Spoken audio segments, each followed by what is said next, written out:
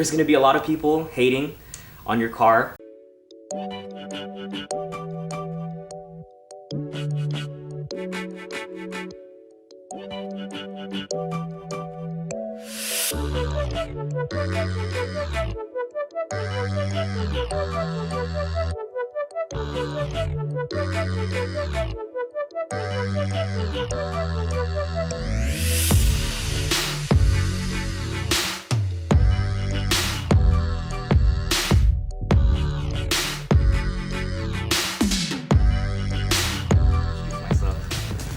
Hey guys, my name is Marlon and I drive a 2017 Subaru WRX.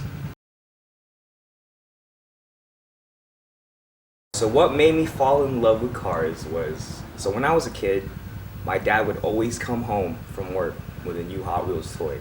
And he'd come home with Ferraris, Corvettes, classic Nissans, and that just, it sparked my interest. And then all of a sudden he started bringing me books. When I could start to read, he started bringing me books about cars.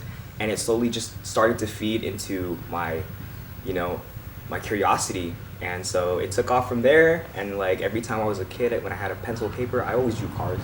That's all I did. So, and then Fast and Furious came out. Tokyo Drift came out in 2007. So I was about like 8. And yeah, that skyrocketed my interest. Like that's when I started to get into JDM cars.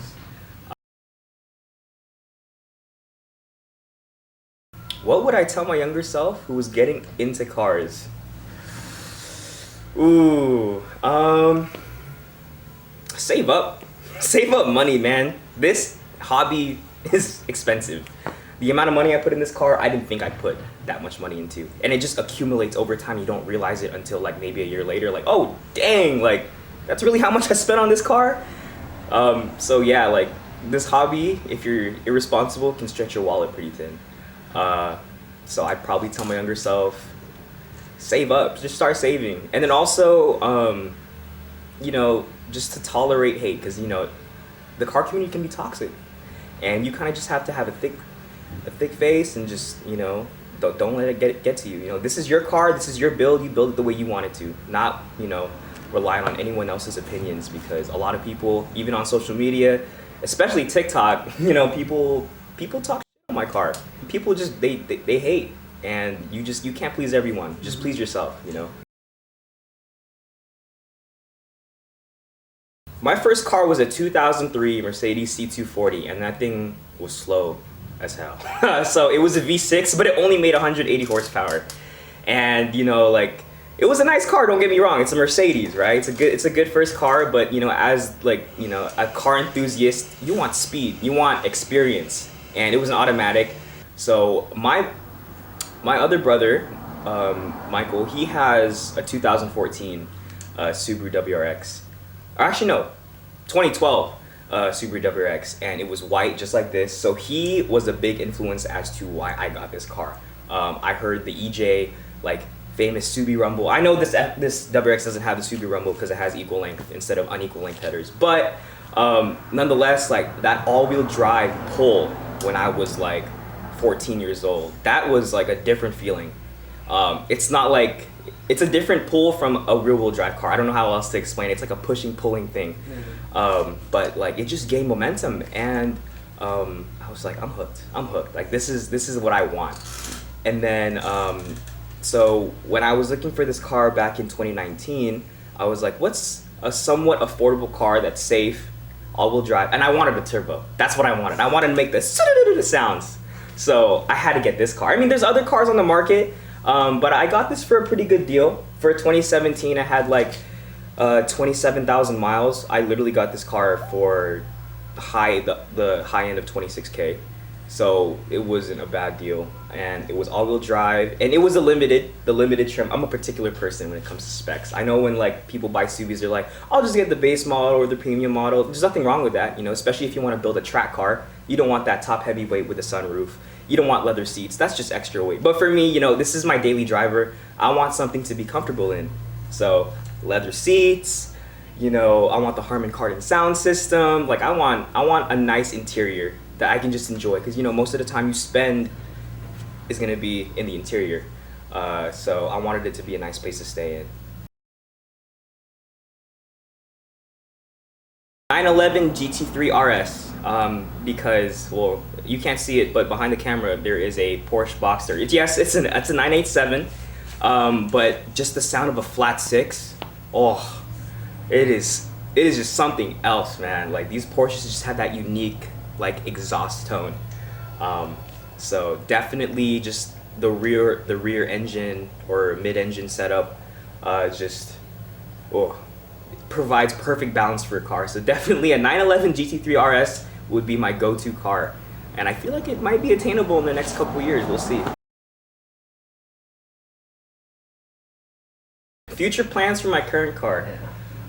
So right now, I just recently went stage 2, but to be quite frank with you, like, I'm already bored. Like, I wanna tune this car to, like, its potential.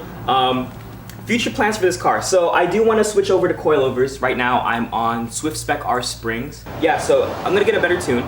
Probably go stage 3. Maybe do an E30 blend on 91 octane, because that's all we have in Cali. I don't know why we have 91. I don't know. Everyone else has like 92 or 93.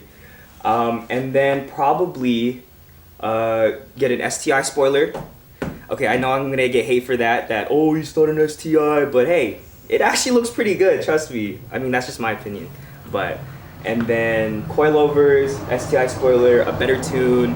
I'm thinking about switching to front mount intercooler. Right now I have an upgraded top mount from Depo Racing. It's low-key a budget brand, but you know, it's just a top mount. But if I really want serious power, I think I'm gonna go for a front mount intercooler setup. And I think from there, I think I'll be satisfied with stage 3, because it is my daily driver. I don't want to, like, hinder the reliability. It's bad. Like, honestly, Subies already have a bad rap for reliability issues. But luckily, the FA20 motor, compared to the EJ25, this can hold a little bit better. It won't push as hard, but it can hold more power.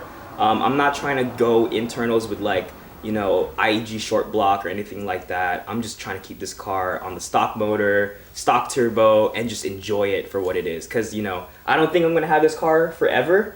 But if I do, then if I do decide to have it for a longer period of time, then I'll think about internals, like, you know, forged internals, IEG short block, and all that stuff. I do have, like, aspirations for this car to be a show car. Like, tracking is cool, don't get me wrong, but also, like, I have already enough extra weight, as I have the leather seats and sunroof. I don't really care about tracking it. But, you know, if it does come to that, you know, then we'll see. I might gut it, who knows? But I'm reaching pretty far for that goal, but, like, that's really down the road. Oh, it taught me the value of your work, because, I mean, not just money, but definitely work, because working on cars never, for me, it never goes the way I want it to. I will literally be like, oh, like, I'll do, you know, an intercooler, suspension, like, I can do those 2 in 1 day. Oh my God. That took me like 2 days.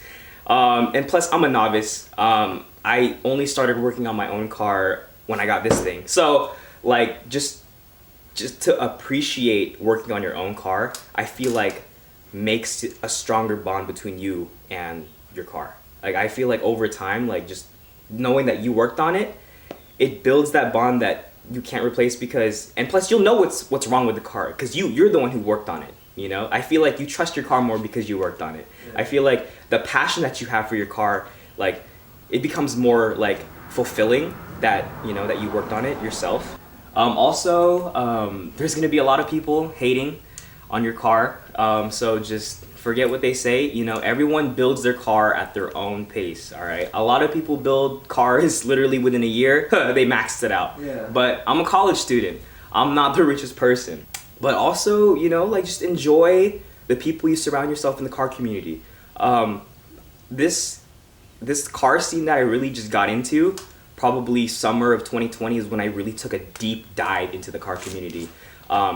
I met a lot of people. Don't be afraid, you know, approach people at meets. Don't be hesitant, you know, like, it doesn't even matter if it's the same car or not. Even if it's an American muscle and you own a JDM, approach that guy, learn something about that guy's car. Don't be so sheltered to yourself.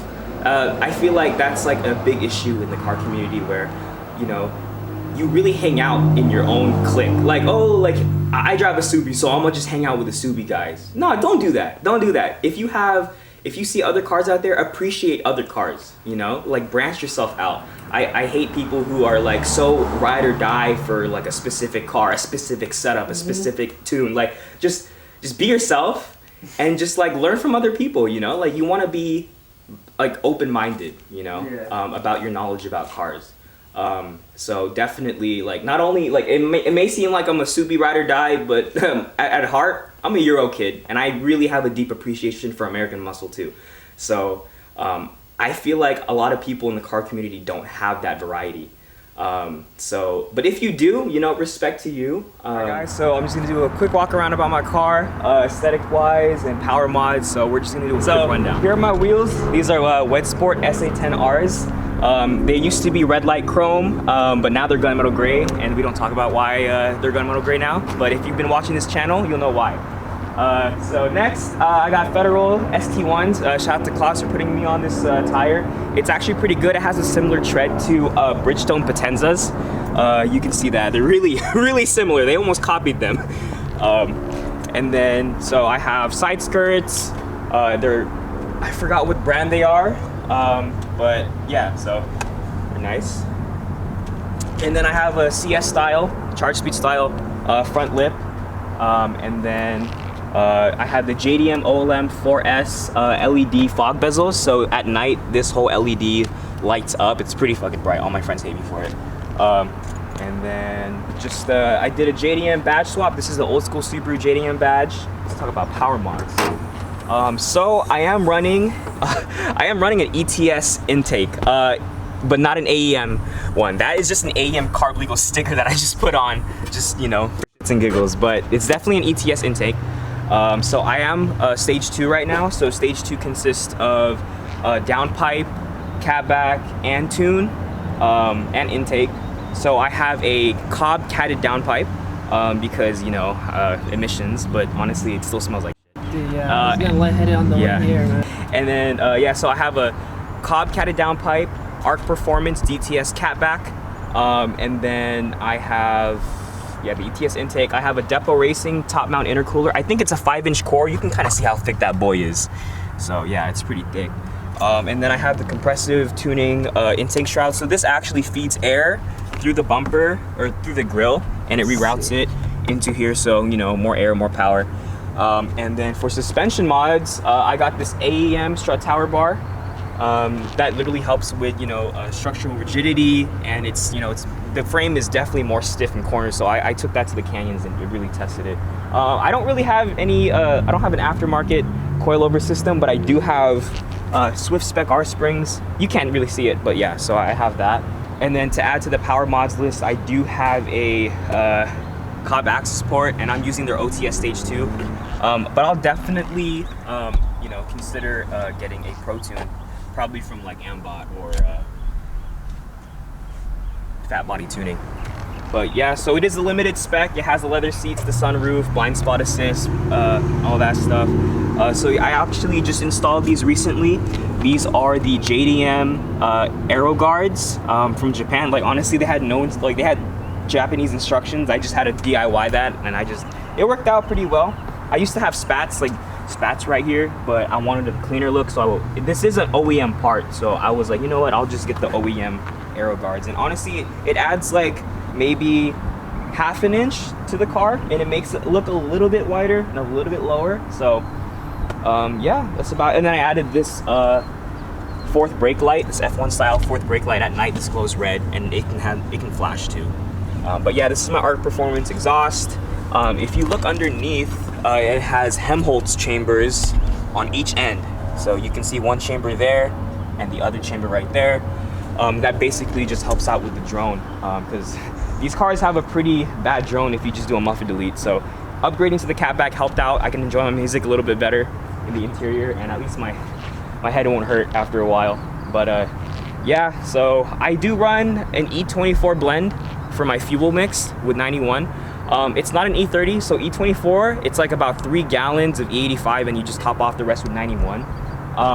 So it does have a smell to it, but you can still run an E24 blend on my stock map and stock injectors, stock lines. I think when you start getting to like E60 is like when you need to change out your injectors, but and maybe your pump too. But yeah, so that's basically my car right now. I mean, yeah, so I mean, I added these rain guards. It's pretty basic, but pretty much covered everything. So.